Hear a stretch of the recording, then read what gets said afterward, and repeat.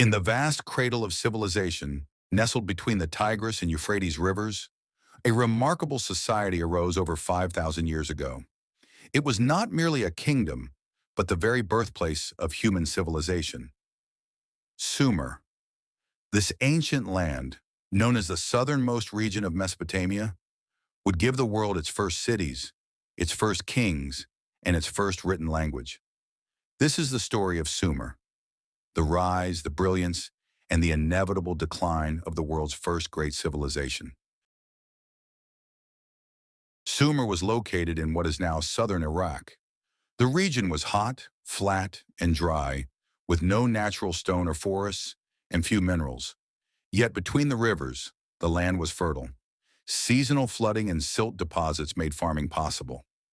Around 4,500 BCE, the first settlers of the Ubaid culture began to cultivate this land, digging canals to control the rivers and building permanent settlements of mud brick homes.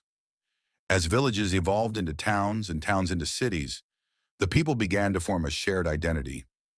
By around 3,100 BCE, they were Sumerians, speakers of a language unlike any other known tongue. They worshipped a pantheon of powerful gods and goddesses who controlled every element of life. Each city had its patron deity, and each was ruled by a priest-king who was believed to serve as the earthly representative of the gods. One of the most significant contributions of the Sumerians was the invention of urban life. Around 3,500 BCE, the city of Eridu became the first known city in the world. It was soon followed by Ur, Nippur, Kish, Lagash, and most famously, Uruk.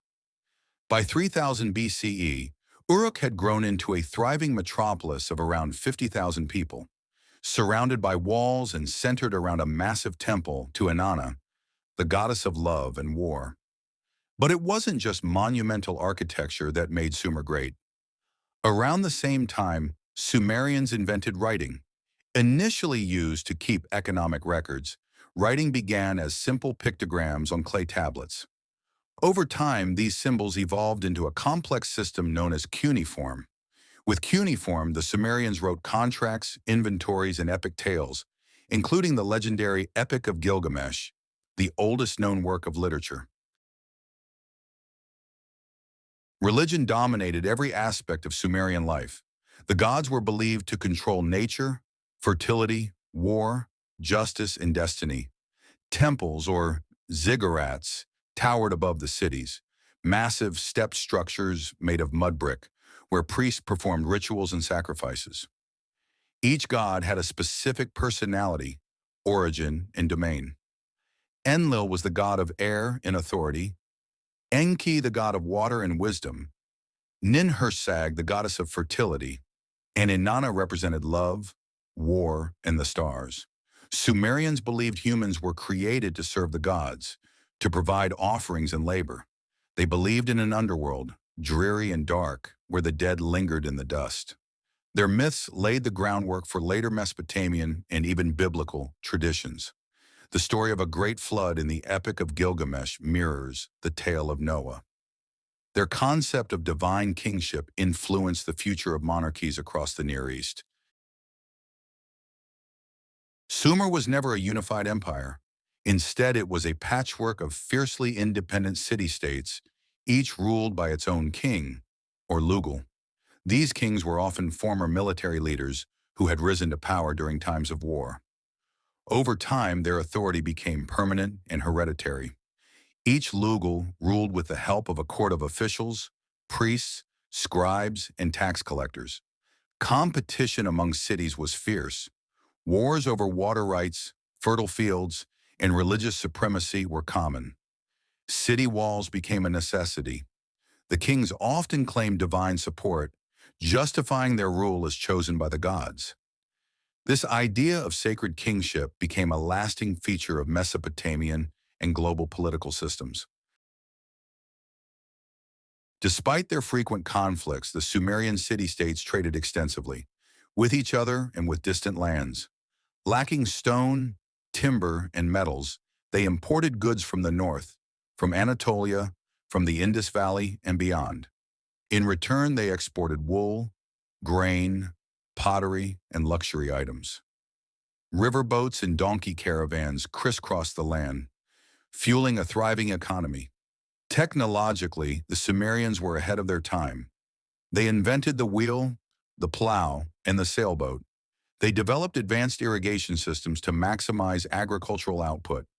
Their math was based on a sexagesimal base 60 system, which gave us the 60-minute hour and 360-degree circle.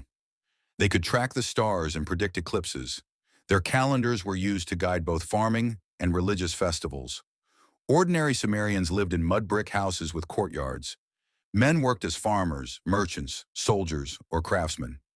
Women could own property, manage businesses, and become priestesses. Children were educated in temple schools, learning reading, writing, and mathematics.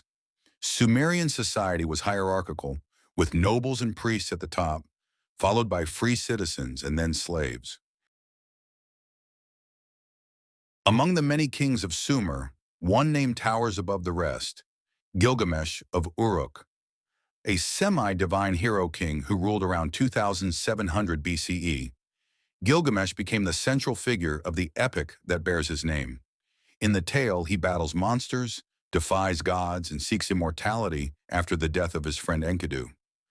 Though the story is myth, it reflects Sumerian values: friendship, loyalty, courage, and the inevitability of death. Another powerful figure was Anatum of Lagash, who in the 25th century BCE carved out one of the first known empires by conquering neighboring cities. He left behind the famous Stele of the Vultures, a monument showing his military victories and divine favor. But even he could not hold Sumer together for long. After his death, the city-states resumed their rivalries. By the 24th century BCE, Sumer had grown rich but politically fragmented. This made it vulnerable. To the north, a Semitic-speaking people known as the Akkadians had risen in power. Around 2334 BCE, a brilliant military leader named Sargon of Akkad conquered Sumer and forged the world's first empire. He united the Sumerian city-states under one rule, introduced a new capital, Akkad, and spread Sumerian culture throughout Mesopotamia.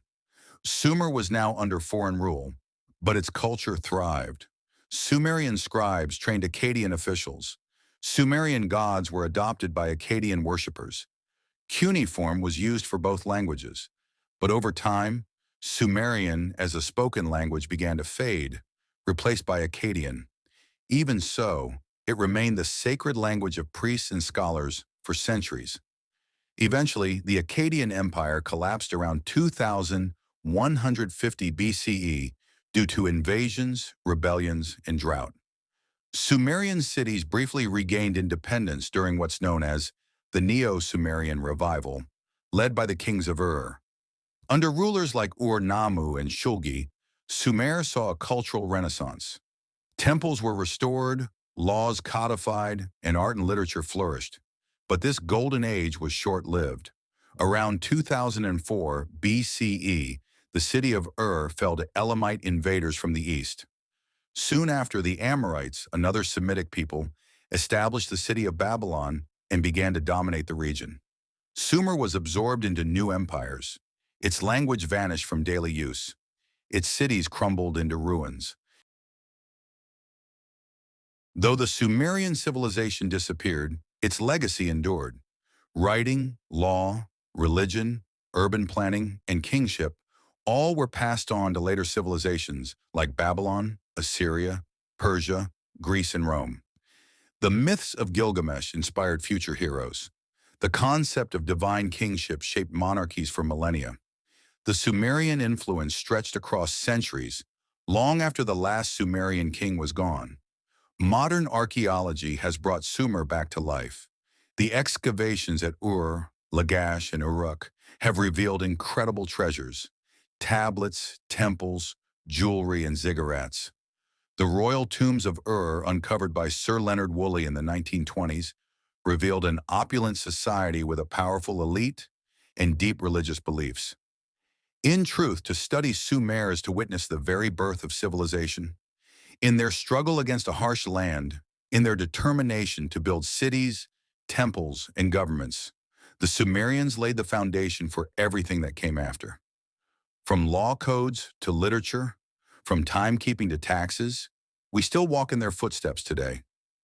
This is the legacy of Sumer, the world's first kingdom, the first great human experiment in society, order, and culture. In their clay tablets, they ask the eternal questions. What is the meaning of life? What happens after death? How should we live? Questions that, even after 5,000 years, remain just as urgent.